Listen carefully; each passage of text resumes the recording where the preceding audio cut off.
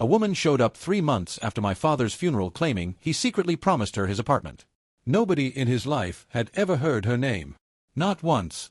Opening, the man I thought I knew. My father was a quiet man. I want to start there, because everything that happened over the past year orbits that central truth, and the way someone tried to use it against me. He was an engineer. Methodical, precise, not given to grand gestures or theatrical declarations. He divorced my mother when I was 12, and they handled it with the same subdued competence they'd applied to everything else in their marriage. No screaming, no lawyers going to war, no custody battles with me as the prize. They split what was theirs and went their separate ways. My mother moved across town. My father moved into a 2-bedroom apartment 20 minutes from his office, and he lived there, largely alone, for the next 17 years. I'm 29 now. I spent those 17 years watching my father build a life that suited him. Not a lonely life, I want to be clear about that, but a contained one. He had his engineering work, which he genuinely loved. He had his hobby of restoring old radios, little transistor sets from the 1950s and 60s that he'd find at estate sales and slowly bring back to sound. He had a small circle of friends he'd meet for chess or a beer occasionally. He dated, now and then. Over those 17 years I met maybe 4 or 5 women who came and went from his life, pleasant people he seemed to enjoy spending time with, none of whom stuck around. He seemed content. That was the word for it, not ecstatic, not lonely, just genuinely content. He was a man who'd figured out what he needed and arranged his life accordingly. When I visited, we'd cook something simple and watch a documentary and talk about whatever I was working on. He was interested in my life without being intrusive. He asked good questions. He was my father, and I knew him. Or I thought I did. He died 14 months ago.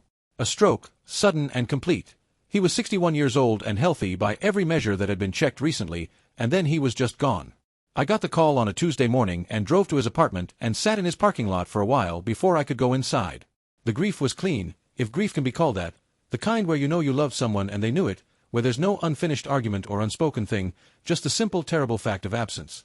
His estate was uncomplicated. The apartment, worth around $156,000, modest for our city, was the main asset. Some savings. His car. His tools, his radio collection, his books. He had a will, written 5 years before he died, leaving everything to me. His only child. Probate closed without drama. I inherited the apartment, and I started the long slow work of figuring out what to do with it. 3 months after probate closed, my phone rang. The first meeting, coffee and tears. She got my number somehow. I still don't know exactly how, probably found it through mutual connections I didn't know existed, or tracked it down through some combination of social searching that I prefer not to think about too carefully. She called and said, "We need to talk about your father. About us. About the apartment." I didn't know her voice. I didn't recognize her name when she gave it. She was 48 years old, she told me, and she had been in a relationship with my father for 3 years before his death.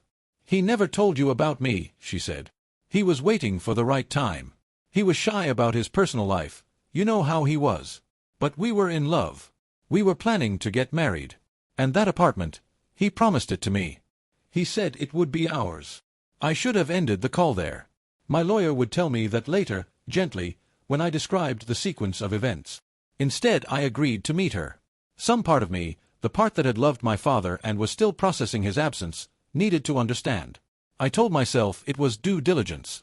Maybe it was just grief looking for more of him. We met at a coffee shop near my apartment. A public place. I'm not sure what I expected, but she arrived looking genuinely devastated, red around the eyes, tissues folded in her hand, the kind of exhaustion that either comes from real crying or is an exceptionally good performance of it. She was well-dressed, composed in the way people get when they've been holding themselves together by will alone. She looked like a woman in mourning. She told me their story. They'd met at a bookstore 3 years before his death. She'd reached for the same book he was looking at, which is almost too neat a detail, but she said it like she'd replayed it thousands of times since. They started dating. They fell in love, she said, genuinely, deeply, the kind of love neither of them expected at their ages. My father was 58 when they met. She was 45. "We were good together," she said. "He was different with me than he was with anyone else he'd dated. He was committed. The reason nobody knew," she explained, "was my father's nature. He was private.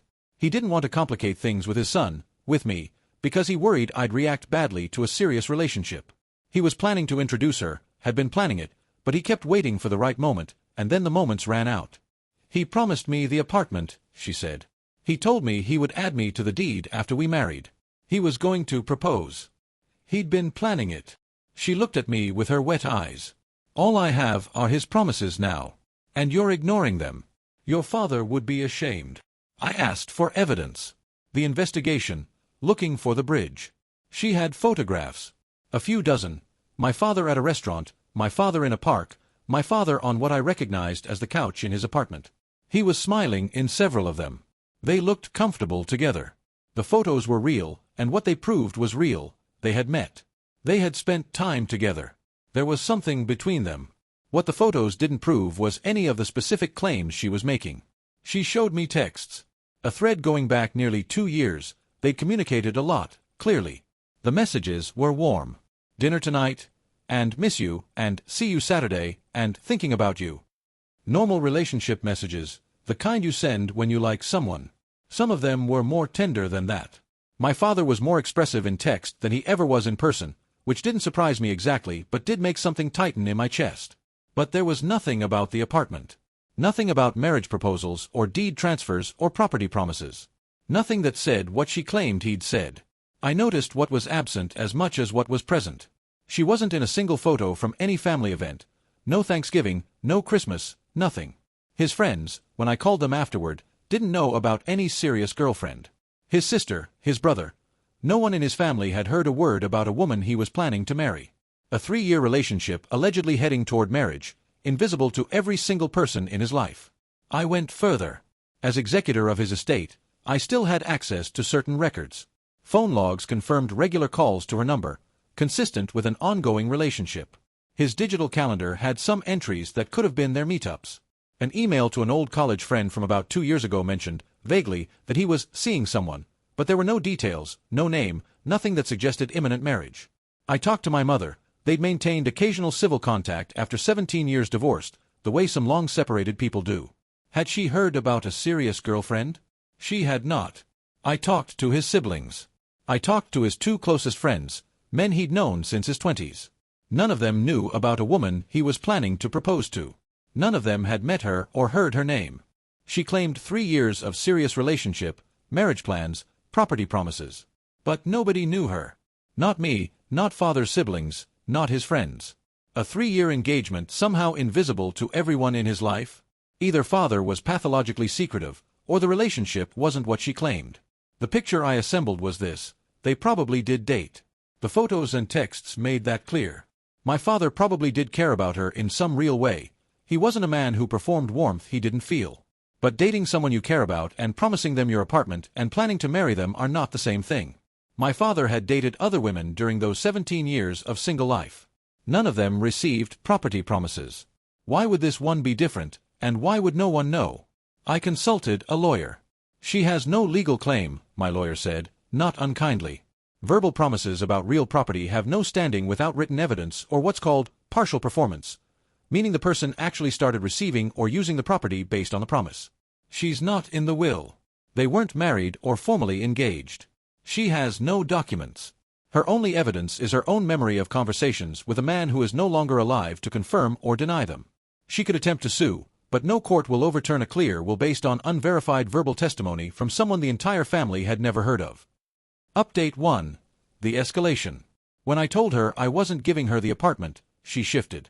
The grief performance, and I use that word not to be cruel, because her grief might have been entirely genuine, but because it functioned as a performance, a thing deployed for effect, gave way to something harder. She began calling more frequently. She sent emails, long ones, reconstructing their love story in careful detail, filling in every warm moment they'd had, every implied promise, every look he'd given her that she'd interpreted as commitment. The emails were well written and sometimes genuinely moving. If I hadn't looked into the situation, if I'd read them cold, I might have doubted myself. She accused me of stealing. "You're taking what he wanted me to have," she wrote. "You're betraying his wishes because you can't stand that he loved someone." She threatened to go public, to post their story on social media, to tell anyone who would listen that I was a heartless son denying a grieving woman what she was owed. She told me my father would be ashamed. I noticed patterns in how she argued. When I asked for evidence of property promises, she cried about not being believed. When I asked for witnesses to the marriage discussions, she explained that their love was private. They hadn't needed witnesses, that wasn't how they were. When I asked why my father had never mentioned her to anyone, She turned it back on me. Maybe he knew you'd react exactly like this. Every gap in her story folded back on itself, closing off cleanly with an explanation that happened to require no proof. Her evidence was photos of them at dinner and text saying, "Miss you." That proves dating. It doesn't prove promises about a $156,000 apartment. The gap between "we went out" and "he committed his property" is vast. She had nothing to bridge it. I didn't respond to the threat to go public. My lawyer advised a brief written response to her emails, something that acknowledged receipt, stated clearly that the estate had been legally settled, and declined to continue informal discussion, and I sent that once, then stopped engaging. She sent a few more emails. Then silence. Update 2. The pattern emerges. I want to be honest, even with all of this, I second-guessed myself. Not about the legal reality, the will was clear, she had no documented claim, but about the moral question. What if she really was someone my father had loved deeply, and he'd simply never gotten around to making it official? What if I was, in some real if non-legal sense, taking something that belonged to her emotional connection with him? That uncertainty ended when a family acquaintance, someone who'd known my father tangentially through his professional circles, reached out. She'd heard through someone else that a woman was claiming my father had promised her his apartment. Had I handled it? I said I was dealing with it. She hesitated, then said, "This may be nothing, and I don't want to be unfair to her. But, a few years ago, a similar thing happened. A man died. An older man, lived alone. A woman appeared afterward with similar claims. That he'd promised her things. That they were going to marry. That the family was ignoring his wishes. It didn't go anywhere legally. I don't know if it's the same woman, I don't know the details. But when I heard about your situation, I thought I should tell you." She couldn't give me more than that. She didn't know names, didn't know enough to confirm or deny. It was second-hand and vague. I couldn't verify it, so I chose not to act on it as though it were established fact. But I couldn't unknow it either. When I quietly investigated her background through publicly available information, property records, court filings, things accessible to anyone who knew where to look, I found a history of financial difficulty, several moves in recent years, 2 divorces.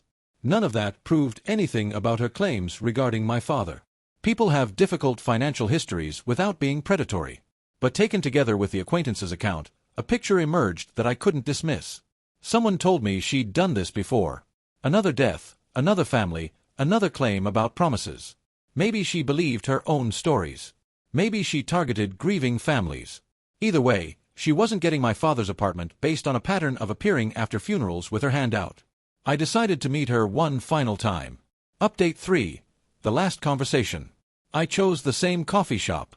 Same table, actually, because I wanted the symmetry of it.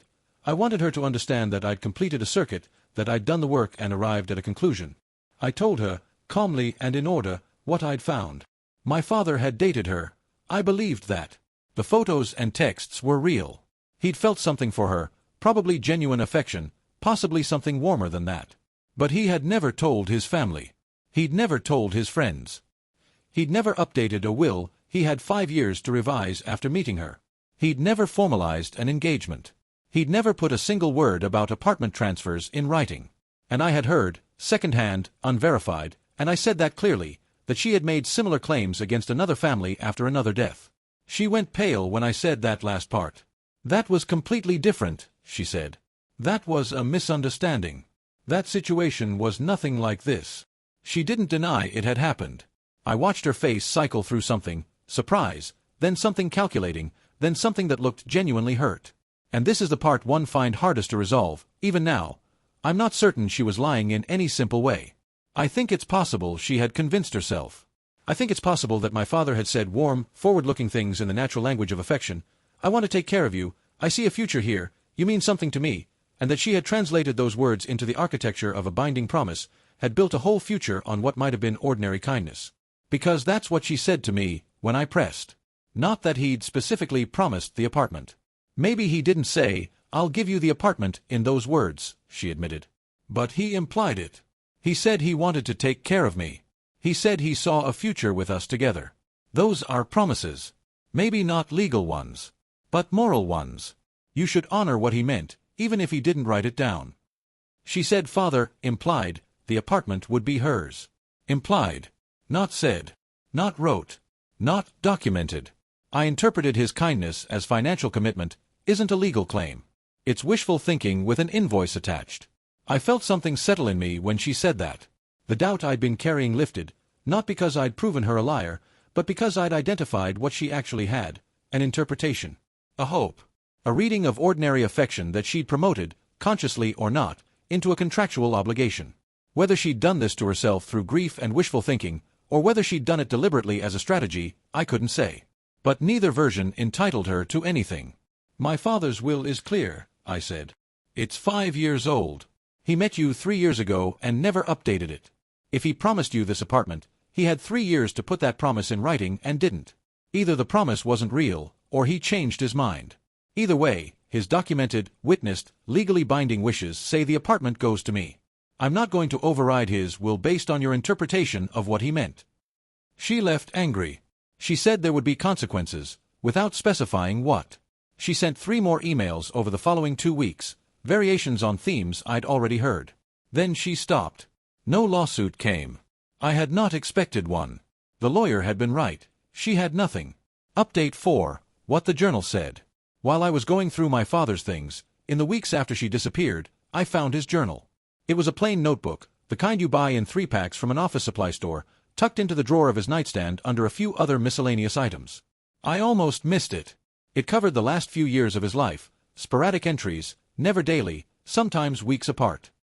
He wrote the way he talked, carefully, without excess, sometimes with dry humor about the small frustrations of his days. He mentioned her. Not by name, he used her initial, which matched what she'd given me. Nice dinner with Elle. Elle came over, watched a documentary, good evening. Elle and I tried that new Thai place. Decent. Quiet Saturday. Elle stopped by. The entries were warm in the way my father was warm, understated, appreciative, not demonstrative. He clearly enjoyed her company. He clearly liked having her around. But the word love didn't appear in connection with her. The word marry didn't appear. The words apartment, deed, property, will, none of them appeared in any entry that mentioned her. In the entire journal, in the entries covering what should have been the height of a relationship heading toward marriage and property transfer, my father wrote about her the way he wrote about a good book or a chess game with a friend. Something he valued. Not something he'd built his future around. I found his journal. He mentioned her, nice dinner with Elle, watched movie with Elle. Nothing about love. Nothing about forever. Nothing about the apartment. He wrote about her like a pleasant companion, not a future wife. His own words contradicted her claims. I also found entries from the period she claimed he was planning to propose. One read, thinking about the apartment, should probably update a few things. Ask about refinancing. Nothing about adding anyone to the deed. Nothing about marriage making it a shared home. 2 months before he died, he wrote, good visit from my son. He seems happy. That's the thing that matters, isn't it, that the people you love are okay. He didn't mention her in that entry, or the ones before or after it. A man supposedly planning to propose to the love of his final years, and in his private writing, in the weeks before he died, she was peripheral. Pleasant, enjoyed, not central. I sat with the journal for a long time that evening. I thought about what she might have experienced, a real relationship with a kind, reserved man who probably did express warmth and care, who probably did say forward-looking things in the natural way people do when they're dating and enjoying it, who probably never once intended those things as binding property commitments. I thought about how easy it might be to build a whole story on that foundation, especially if you needed the story to be true. Father's will was clear and 5 years old. He met her 3 years ago, supposedly committed to marry her, and never updated the will? Either the commitment wasn't real, or he changed his mind. Either way, his actual written wishes were clear, everything to me. I wasn't angry at my father, though I'd expected to be. I was a little sad for him, for the fact that someone had apparently extracted something from his ordinary human warmth and turned it into a claim against his estate. He would have hated this. He was a man who valued precision, clarity, doing things properly. He wrote a will. He had it witnessed. He understood that if you want something to happen after you're gone, you write it down. He wrote it down. He wrote it down 5 years ago, and he never changed it. Update 5. The shape of it now. The apartment is mine. I moved in 6 months ago, not as a rental investment, which had been my initial plan, but as my actual home. The economics worked out, and more than that, it felt right. My father's space, his 17 years of quiet life, needed someone who would fill it with intention. I kept some of his things. His radio collection is in the second bedroom, still in need of the restoration work he'd started on a few of them. His bookshelf is my bookshelf now, his books mixed in with mine. I kept his chess set and the small kitchen table where we used to eat when I visited. I kept the documentary habit, too. There are worse legacies. I think about her sometimes. Not often, but occasionally, when something reminds me of the strangeness of those few months. I genuinely don't know, even now, whether she was a deliberate predator or a genuinely deluded griever.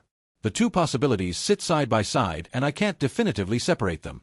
She cried real tears, I believe that. She felt real loss. She had lost someone she cared about, and even if the relationship wasn't what she claimed, something was taken from her when my father died. That part one don't doubt. What I doubt is whether she ever distinguished between he cared about me and he made me binding promises. Whether she even could distinguish between those things, or whether the financial desperation she'd apparently lived with for years had collapsed the distance between them, made her genuinely unable to see the difference between what he meant as warmth and what she needed him to have meant as commitment. Maybe she believed it. Maybe she'd done this before. Either way, she had no right to what my father clearly, legally, deliberately left to me. If it was deliberate, it was a carefully calibrated scheme. Attach yourself to a private, reserved older man, maintain a relationship just warm enough to be real, wait for death to make him unable to contradict your account, then present yourself to his family with grief as your costume and emotional manipulation as your method. It's cold-blooded if that's what it was. And the acquaintance's account of a similar prior claim suggests it may have been. If it was delusional, it was still predatory in effect, even if not in intent. She would have taken $156,000 from my father's estate based on her own unverifiable interpretation of his kindness. The harm to me would have been identical. I honored my father's actual wishes. Not my interpretation of what he meant, not what I thought he probably would have wanted, not what some woman who knew him for 3 years said he'd implied in quiet moments over dinner. His will. His words. The document he prepared, signed, and had witnessed because he understood that's how you make your intentions real and binding. She said I was betraying his wishes. But his wishes were written in a will. Legal, documented, witnessed. Her version of his wishes lived only in her memory, conveniently entitling her to everything. When written and remembered wishes conflict, I'll trust the paper. Resolution. What he actually left me. I want to describe the evening I think of as the end of this story. It was a few weeks after she stopped contacting me. The apartment was mostly arranged by then. My things moved in, his things integrated or donated or stored. It was getting dark outside, the particular blue hour my father always liked, the time he'd put a record on or fiddle with whatever radio he was working on. I was unpacking one of the last boxes, the miscellaneous things I'd carried over from my old place without organizing, and my hand closed on his journal at the bottom of it. I'd packed it without thinking when I cleared out his nightstand. I sat down at his kitchen table, my kitchen table, and opened it to a random page. It was from about 2 years before he died, a Thursday in late autumn. The entry read, "Quiet weekend coming. Good book ready. Feeling content." That was it. For words of reflection on his own state of being, feeling content. No drama. No grand promises. No secret love story or complex plans. Just a man who had arranged his life to suit him, who was at peace with what he had, who understood the difference between what matters and what doesn't. He left me the apartment because I was his son and he loved me. That was the whole of it. Not because of any complicated calculation, not as a statement about anyone else, not as the outcome of competing claims. Because I was his son, because he'd thought about it clearly, and because he wrote it down. Whatever she had with him, and something was real, I believe that, it wasn't what she claimed. His journal said so. His will said so. His 17 years of careful, quiet life said so. He was not a man who made extravagant promises and kept them secret. He was a man who said what he meant and wrote down what mattered. He wrote down what mattered. Final reflection.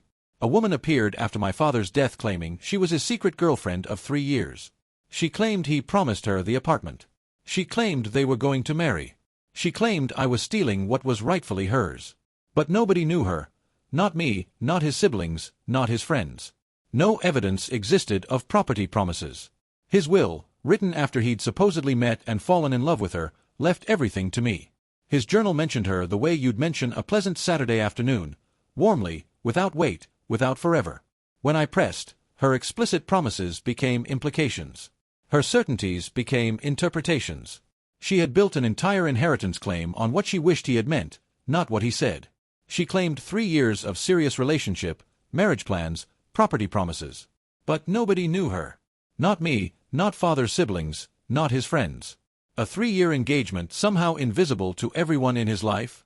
Either father was pathologically secretive, or the relationship wasn't what she claimed. Maybe she believed it. That's the version I find hardest to dismiss. Maybe she genuinely convinced herself that his ordinary warmth was a binding promise, and the grief of losing him and the financial pressures of her life fused into a story she could no longer see the seams of. That would make her not a predator but a tragedy. Maybe she had done it before, and maybe she knew exactly what she was doing. The acquaintance's account of a similar prior claim sits with me still. In that version, she was calculating and practiced, and my father's reserve and privacy made him a perfect mark. I'll never know which it was. I know what I did. I investigated methodically, consulted a lawyer, read what my father actually wrote, and honored the document he prepared for exactly this purpose. He could have updated his will. He didn't. He could have told his family about her. He didn't. He could have written down any promise about the apartment. He didn't. What he did was write a will leaving the apartment to his son. That is a promise, the only kind that counts. Written, witnessed, legally binding. Her promises were air. His promise was ink. I kept the apartment. And somewhere my father, who was content with quiet weekends and good books and doing things properly, would understand exactly why. He wrote his wishes down. I honored them. That's how you respect the dead, not by listening to strangers who claim secret promises, but by reading what they actually said.